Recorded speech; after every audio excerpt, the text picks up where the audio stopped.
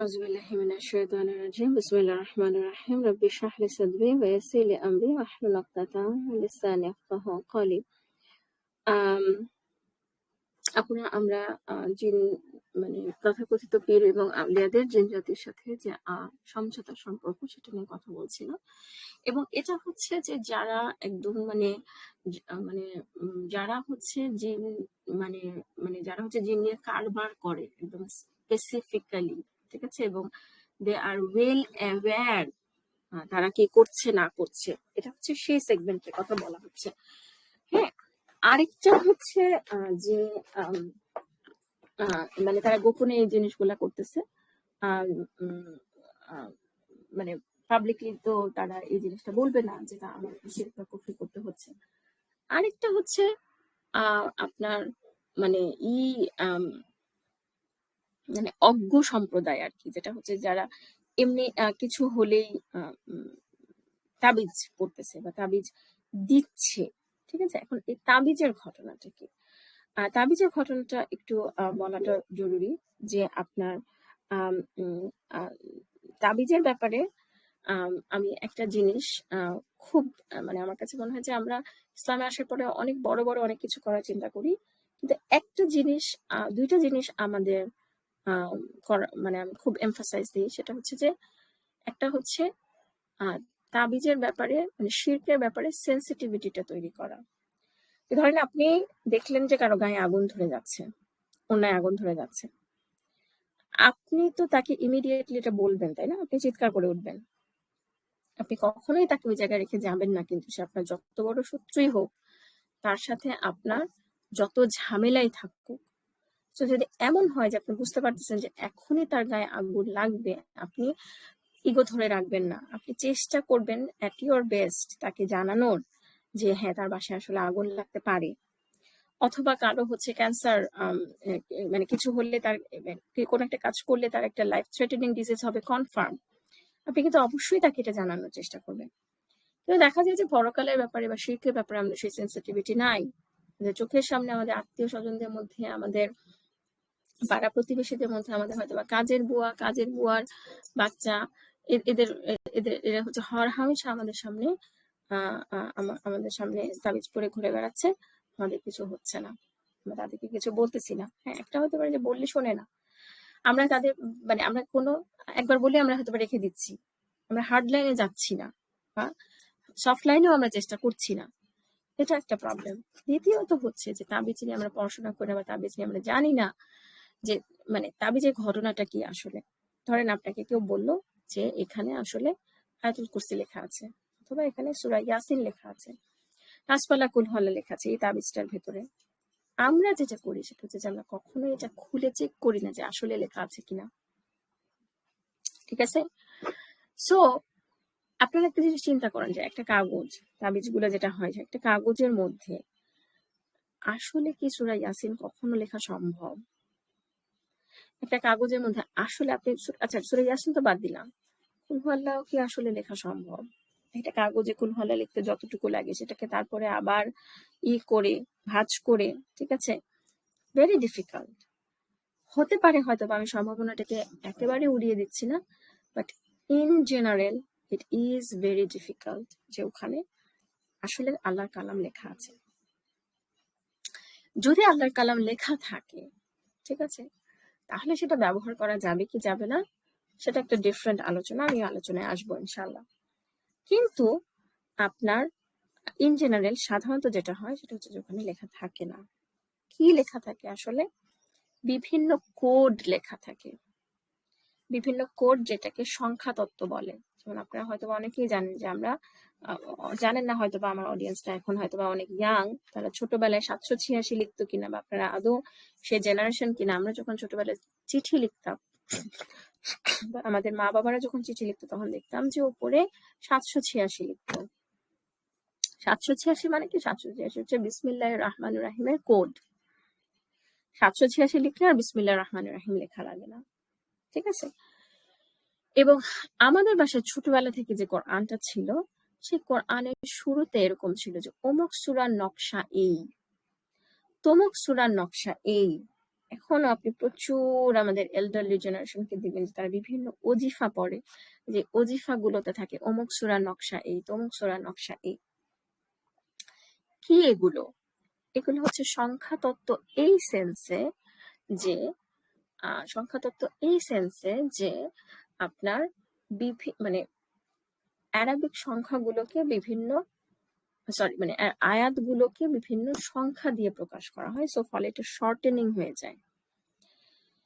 এইভাবে এই সংখ্যা তত্ত্বের ব্যাপারে মানে ইটস কমপ্লিটলি মানে ইটস আনডাউটেডলি সন্দেহাতীত ভাবে আপনি কখনো পাবেন না যে রাসূল সাল্লাল্লাহু আলাইহি সাল্লাম আমাদেরকে সংখ্যা তত্ত্ব শিখাইছেন, ওনার কোনো সাহাবী শিখাইছেন, অথবা এগুলোর কোনো ধরনের চর্চা নবী, সাহাবী, তাবি এদের আমলে ছিল।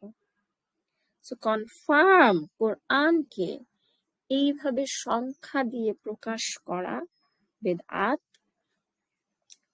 ধরে নিচ্ছে আপনি এটা ইবাদত হিসেবে করতেছেন, সেহেতু এটাকে আমি বেদাত বলতেছি। আমি জানি না আপনাদের সবার আবার বেদাতের সংখ্যা ক্লিয়ার কিনা, বাট এটা অফকোর্স এটা আমরা কখনো পাই না, এবং এই জিনিসটা আমাদের নবীজির শিক্ষা না। এখন এই সংখ্যা তত্ত্ব দিয়ে একটা কিছু লেখা, যেটাকে দাবি করা হচ্ছে আয়াতুল কুরসি লেখা বা নাসফালা কুল হুয়াল্লাহ লেখা বা সূরা ইয়াসিন হোয়াটএভার, এটা পড়ে যখন আমরা ঘুরতেছি তখন এখানে একটা হিউজ রিস্ক আছে। সেই রিস্কটা হচ্ছে আমরা তো জানি না যে আসলে ওখানে কি লেখা আছে, এবং মোস্ট অফ দ্য কেসে, অধিকাংশ কেসে যেটা হয় যে এখানে আসলে এগুলো মানে আরবি লেখা থাকে না।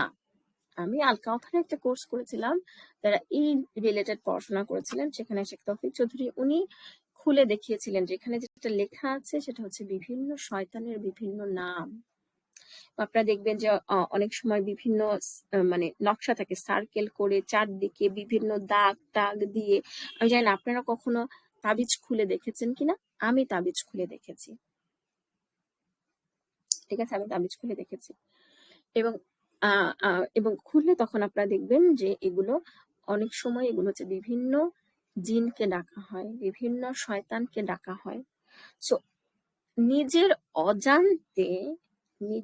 অজান্তে আমরা যেটা করছি যে আমরা আসলে শয়তানের আশ্রয় চাচ্ছি, এই তাবিজগুলো করার মাধ্যমে শয়তানের আশ্রয় চাচ্ছি। সো